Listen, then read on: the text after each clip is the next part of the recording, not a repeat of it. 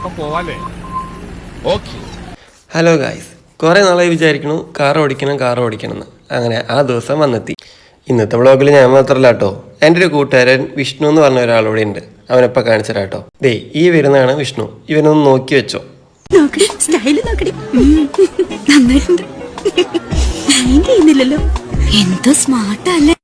അങ്ങനെ അത് കഴിഞ്ഞ് ഞങ്ങൾ നേരെ പോയത് ഡ്രൈവിംഗ് സ്കൂളിലേക്കായിരുന്നു. എനിക്ക് ഓൾറെഡി ലൈസൻസ് ഒക്കെ ഉള്ളതാണ്. എന്നാലും പിന്നെ വണ്ടിയുടെ അകത്ത് കയറി ആദ്യം ഓടിക്കാൻ അവസരം കിട്ടിയത് വിഷ്ണുവിനായിരുന്നു. കാരണം അവന് ഈ അടുത്ത് ടെസ്റ്റ് ഉണ്ട്. അപ്പോൾ അവൻ തന്നെ ആദ്യം ഓടിച്ചോട്ടെ എന്ന് ഞാനും വിചാരിച്ചു. അങ്ങനെ അവൻ്റെ ഓടിക്കലൊക്കെ മനോഹരമായിട്ട് പോയിക്കൊണ്ടിരിക്കുകയായിരുന്നു. അത് കഴിഞ്ഞിട്ട് ഓടിക്കാൻ അവസരം കിട്ടിയത് എനിക്കായിരുന്നു. വിഷ്ണുവിൻ്റെ ഡ്രൈവിംഗ് കഴിഞ്ഞിട്ട് പിന്നീട് കിട്ടിയത് എനിക്കായിരുന്നു. എൻ്റെ ആഗ്രഹം കുറേ നാളായിട്ട് ഞാൻ കൊണ്ട് കിടക്കുകയാണ് കാർ ഓടിക്കണം എന്ന്. അങ്ങനെ എനിക്ക് കാർ ഓടിക്കാൻ ഒരു അവസരം കിട്ടി. എന്താ പറയുക, നല്ല രസമായിരുന്നു കാർ ഓടിക്കാൻ. കാരണം ഞാൻ കുറേ നാളെ കാർ ഓടിച്ചിട്ട് ഡ്രൈവിംഗ് സ്കൂളിൽ നിന്ന് ഇറങ്ങിയിട്ട് അങ്ങനെ അധികം കാർ ഓടിക്കാൻ പോകാറില്ലായിരുന്നു.